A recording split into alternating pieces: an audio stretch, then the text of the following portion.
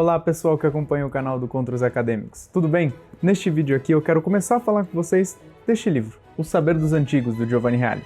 E olha, eu sei que em todos os vídeos até agora eu tenho comentado que os livros são todos muito bons e etc, porque realmente são, mas esse daqui é outro nível, sério, esse daqui, além dos ensinamentos serem maravilhosos e interessantíssimos, ele desperta em você uma paixão pelos gregos, principalmente por Platão, que é muito interessante, você sai querendo ler tudo dele.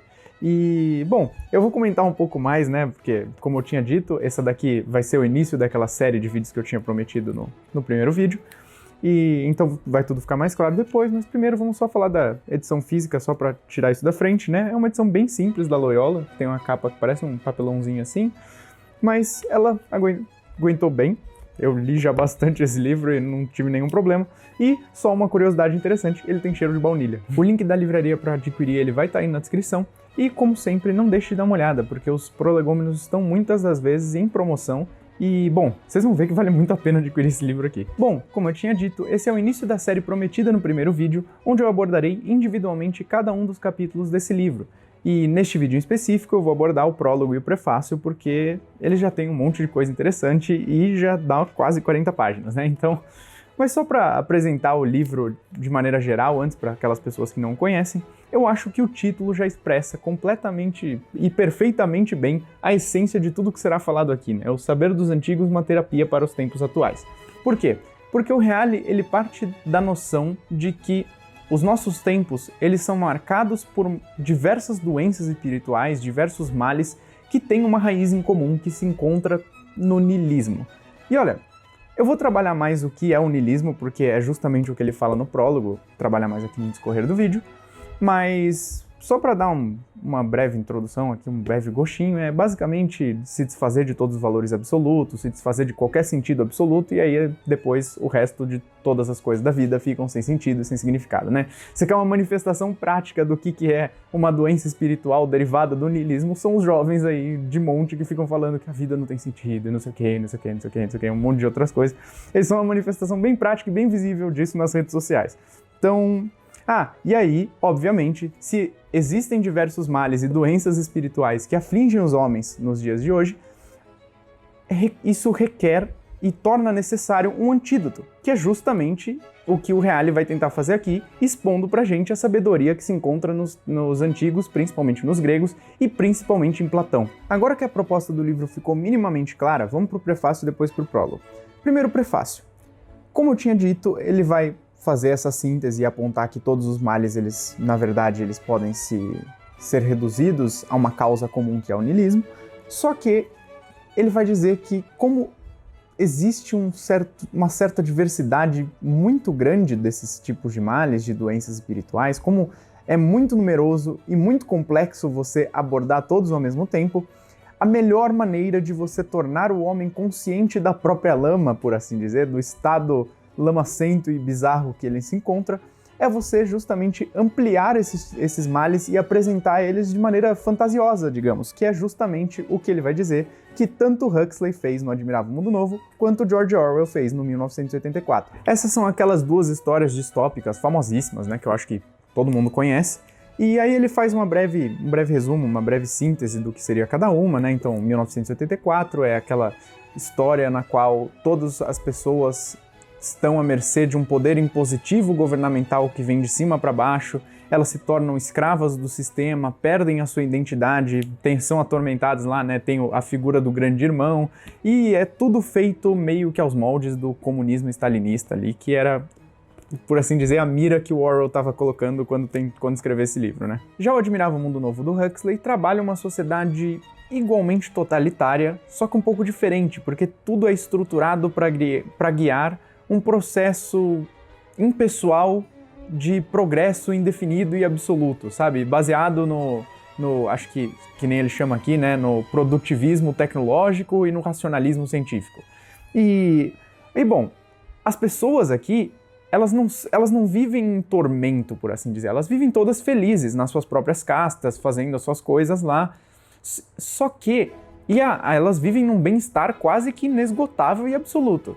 Só que para isso, elas precisaram abdicar da sua liberdade e com ela todas as coisas que têm valor, digamos, a verdade, o bem e a beleza completamente erradicados. Nas palavras do próprio Reale, essa história exprime, né, que o ser humano é transformado num pálido espectro do que era antes, inteiramente esvaziado em função do progresso transformado em ídolo. Na convicção de lhe dar tudo, essa sociedade reduz o homem a nada e o atira ao abismo do niilismo. Ou seja, constrói uma caricatura de homem, né? Se você, não sei se alguém já leu, mas no Abolição do Homem, o Lewis explica como que esse processo acontece e é justamente o que o Huxley fala aqui. Mas por que comentar dessas duas histórias nesse livro, né? Basicamente porque o Reale vai dizer que o Huxley previu melhor o que ia acontecer do que o Orwell. Porque, olha, eu já li o Admirável Mundo Novo e realmente a proximidade que os assuntos tratados aqui, as características que essa sociedade tem, a proximidade que ela tem com a nossa sociedade, a que nós vivemos, é um negócio realmente assustador. Dá medo depois de você ler esse livro, ver como que as coisas estão próximas e estão caminhando para algo que é muito parecido com isso. E nessa linha o Reale já vai puxar o prólogo, porque ele vai dizer algo muito interessante, que é que antes do Huxley e do Orwell, o Nietzsche já havia previsto de maneira muito exata essa realidade, quando ele disse que o advento do niilismo era praticamente uma realidade incontornável dos 2 próximos séculos, né? Então eu vou ler aqui o primeiro ponto do prólogo que se chama Nietzsche, Profeta e Teórico do Niilismo, para vocês. O Reale diz aqui: os males espirituais que afligem o homem de hoje, como já adiantei no prefácio, têm uma raiz comum que é muito fácil de identificar. A cultura contemporânea perdeu o sentido daqueles grandes valores que, na era antiga e medieval, constituíam pontos de referência essenciais e, em ampla medida, irrenunciáveis no pensamento e na vida. O filósofo que compreendeu a fundo esse ponto fundamental da história do Ocidente foi Nietzsche, que sintetizou o termo niilismo e descreveu com traços de profundidade teórica e de lucidez conceptual bastante notáveis. E é óbvio que o Reale ele vai dizer que o Nietzsche meio que pisou na bola quando ele tentou tirar um aspecto positivo do niilismo, colocando a doutrina de vontade de potência dele ali, só que as análises dele foram muito precisas e muito importantes, e é justamente o que o Reale vai trabalhar aqui. Então é o seguinte, já que o niilismo é a raiz de todos os males e ele que aflige os homens de hoje de maneira direta ou indiretamente, o que diabos é o niilismo, né? Nas palavras do Nietzsche, na citação do livro um pouquinho mais pra frente aqui, ele diz: niilismo é a falta do fim, falta a resposta ao porquê. Significa que os valores supremos se desvalorizam. E aí, explicando os pontos básicos, né, o que o niilismo leva e etc., o niilismo leva à desvalorização e à negação dos seguintes princípios. O princípio primeiro, que é Deus, o fim último, o ser, o bem e a verdade. Ou seja, desse ponto de vista, fica claro que é uma característica bastante negativa do niilismo, né? Negar os valores supremos, eles têm que se desvalorizar, aí nega o princípio primeiro, o fim último, o ser, o bem e a verdade, parece sempre uma negação. Apesar de que ele diz aqui, né, que segundo Nietzsche, pode-se ver o niilismo como um aspecto de crescimento da potência do espírito, como um niilismo ativo, porque tem força destrutiva da fé nos valores que perderam sentido. Então, tem uma característica ambígua e isso só fica mais ambíguo ainda, esse aspecto positivo ou negativo, quando você inclui a vontade de potência, mas como eu não me sinto preparado e não me sinto a autoridade o suficiente para falar da vontade de potência aqui, eu vou me abster um pouco disso, mas eu vou comentar algo muito interessante que é a morte de Deus, que ele vai comentar aqui, porque a morte de Deus ela é a representação simbólica do niilismo. Aliás, é uma representação simbólica do advento do niilismo, na verdade, né? E aí eu vou ler uns trechos aqui, porque o Reale ele cita o aforismo da Gaia Ciência, no qual Nietzsche narra a morte de Deus, e eu vou ler para vocês porque é muito interessante, né? Ele diz aqui, se chama O Insensato, esse aforismo, né? Então, ele está citando Nietzsche. Nunca ouviram falar de um louco que, em pleno dia, acendeu uma lanterna, correu ao mercado e pôs-se a gritar sem parar: procuro Deus, procuro Deus. Como lá se encontravam muitos que não acreditavam em Deus, provocou muitas risadas. Será que eles perdeu, disse alguém. Perdeu-se como uma criança? Gritavam e riam em grande algazarra. O louco pulou no meio deles, transpassou-os com o olhar e disse: para onde foi Deus? Vou dizer-lhes para onde foi. Nós o matamos, vocês e eu. Nós todos somos seus assassinos. Como fizemos isso? Como pudemos esvaziar o mar, bebendo-o até a última gota? Quem nos deu a esponja para apagar o horizonte? Que fizemos quando desprendemos a corrente que ligava esta terra ao sol? Para onde vai agora? Para onde vamos nós? Longe de todos os sóis? Não estaremos caindo incessantemente? Para frente, para trás, para o lado, para todos os lados? Haverá ainda um acima, um abaixo? Não estaremos errando como através de um infinito nada? Deus morreu, Deus continua morto e nós os matamos. Jamais houve ação tão grandiosa, e os que nascerem depois de nós pertencerão a uma história mais elevada do que todas as histórias até hoje. Após pronunciar essas palavras, o insensato calou-se e dirigiu novamente o olhar a seus ouvintes.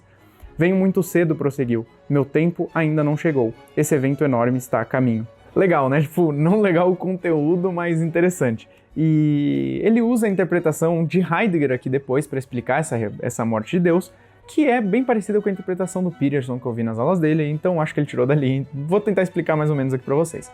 Basicamente, a morte de Deus representa a morte do mundo suprassensível. E por que isso é importante? Porque, como o próprio Heidegger diz, desde Platão, o mundo suprassensível é um mundo autêntico, um mundo verdadeiro, real, eterno, absoluto, enquanto o nosso mundo é o mundo do devir, o mundo passageiro, o mundo não autêntico, aparente. Então, essa morte de Deus, ela simboliza justamente que esse mundo suprassensível perdeu toda a sua influência sobre o nosso, perdeu toda a sua força, ele não tem mais poder. E com ele se vão também todos os valores e toda a metafísica e etc, né? Não sei se vocês prestaram atenção, mas no trecho que eu acabei de ler do Nietzsche aqui, ele diz, né? Haverá ainda um acima, um abaixo, não estaremos errando como através de um infinito nada, né? O que é isso? É simbólico, não tem mais um acima e um abaixo, né? O quadro geral da vida humana saudável não é justamente buscar aquilo que é melhor e se afastar daquilo que é pior, não é buscar aquilo que está acima de você e se afastar daquilo que está embaixo, né? É o céu e o inferno. Você sempre faz esse caminho, né? Se você é uma pessoa saudável. E quando você tira os valores, você fica sem orientação verdadeira, sem sentido. Se você não tem uma métrica verdadeira de valores absolutos, como você vai saber? Se não tem em cima e embaixo, como é que você vai saber se você está subindo, se está descendo? Você, na verdade, fica à mercê de um vazio indeterminado, você não completamente sem orientação. E bom, quais são os problemas disso? Basicamente, do que está escrito aqui, dá para derivar dois caminhos principais. O primeiro deles é que você aceita esse estado de vazio e você acaba inevitavelmente entrando em desespero, né? Algo que fica bem óbvio.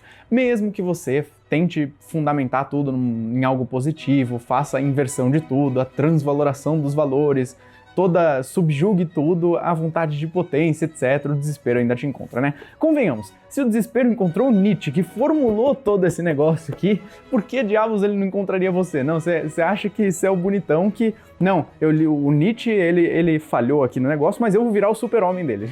Cara, convenhamos, né? Muito óbvio.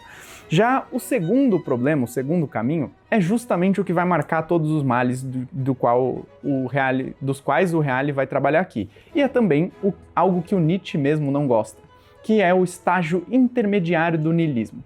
Como assim? Olha, eu vou dar uma imagem simbólica porque eu acho que vai ficar mais fácil de entender e mais claro. Imagine o seguinte, imagine que tem a imagem da morte de Deus, isso vai ser interessante. Imagine que Deus, sentado num trono, representa todo mundo suprassensível e todos os valores, toda a metafísica, etc., todas as coisas que derivam dele, né? Quando você mata Deus, você, na verdade, o destronou, mas ocorre o perigo do trono continuar lá, porque o estágio final do niilismo para o Nietzsche é basicamente você tirar o trono também. Só que o estágio intermediário, o trono continua lá e, na verdade, as pessoas elas só substituem um absoluto por outro. E o problema é que elas começam a substituir o absoluto completo com várias porcarias, que é justo. E o Nietzsche brigou muito com uma porcaria na época dele, que era o socialismo, né? E ele previu corretamente e infelizmente que essa inversão, colocar o socialismo no trono, ia acarretar em milhares de mortes e, bom, não deu outra, né? Então, esse estágio, ele é perigosíssimo e as pessoas geralmente não se dão conta de que estão nele, não se dão conta de que substituíram os valores absolutos, elas acham que são por assim dizer, acham que são relativistas, quando na verdade são as mais... têm os valores mais absolutos e mais autoritários que qualquer outra pessoa já viu. Não necessariamente o socialismo, mas no próprio âmbito pessoal ela pode ter algum tipo de valor completamente absurdo e depravado e louco e insano, né? E o problema disso é que as pessoas não percebem. Inclusive, o próprio Nietzsche coloca na passagem da morte de Deus que eu tinha lido, né? Se vocês se recordarem, ele diz que o louco chegou lá e as pessoas começaram a zombar dele. Mesmo essas pessoas não acreditando em Deus, elas zombam do louco. E ele até fala, né? Putz, venho muito cedo, meu tempo ainda não chegou. Esse evento enorme está a caminho. Tipo, as pessoas, elas ainda estão nesse estágio intermediário. Então, por assim dizer, elas acham que são niilistas, mas ainda não agem como niilistas. elas ainda estão centradas e vivendo a vida em torno do trono e dos valores que dele se seguem. A única diferença, como eu tinha dito, é que elas substituíram Deus por alguma porcaria delas, né? E, bom, aí o Reale vai pontuar que essa substituição ele vai chamar de máscaras, né? Então ele vai falar aqui que, na verdade, existem várias máscaras para o niilismo e cada uma das máscaras representa um dos capítulos que ele vai trabalhar aqui, tentando desmascarar eles, por assim dizer. Então ele fala aqui, né? De fato, é justamente aquele niilismo que Nietzsche chama de niilismo incompleto que domina todos hoje. A meu ver, tais males e os vários disfarces niilistas dos valores perdidos a eles vinculados podem ser resumidos nos 10 itens apresentados a seguir: o cientificismo, o ideologismo, o praxismo, a proclamação do bem-estar material, como sucedâneo da felicidade, a difusão da violência, perda do sentido da forma, redução do eros à dimensão do físico, redução do homem a uma única dimensão, individualismo levado ao extremo, perda do sentido do cosmo e da finalidade de todas as coisas, e o materialismo. E, bom, é basicamente isso, né? Então, cada capítulo dele vai trabalhar uma dessas máscaras do niilismo, uma dessas tentativas de substituir Deus e colocar no trono alguma porcaria, que estão todas listadas aqui, como ele disse, que parece que dá para ser resumido nessas 10.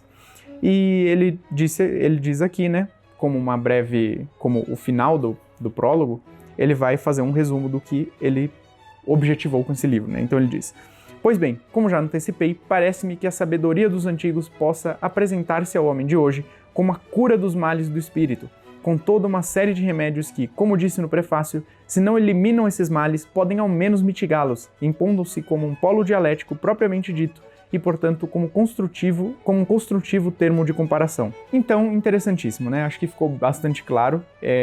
Ele vai trabalhar cada um desses 10 capítulos, sempre dando no final um remédio, um antídoto para esses problemas baseado na sabedoria antiga. E é brilhante. Cada um dos capítulos ele faz meio que... ele apresenta o problema, ele refuta o problema e ele ainda apresenta algo positivo depois. Ele não só fica na negação, ele apresenta realmente um antídoto, um remédio, que nem ele diz aqui. E bom, era isso que eu tinha para falar do livro. Realmente o prólogo acaba aqui. Eu me abstive de falar da vontade de potência porque eu realmente não me senti muito preparado e era capaz de eu mais obscurecer o assunto do que clarear alguma coisa. Então não deixe de ler o livro, pelo amor de Deus. Os vídeos não têm o intuito de substituir a leitura, eles têm, na verdade, o intuito de incentivar e de clarificar alguma coisa que possa ter ficado meio confusa para você. Então, bom, nos próximos vídeos eu vou trabalhar cada um dos capítulos individualmente. E é isso. Obrigado a todos que assistiram até aqui e eu espero vê-los nos próximos vídeos. Valeu!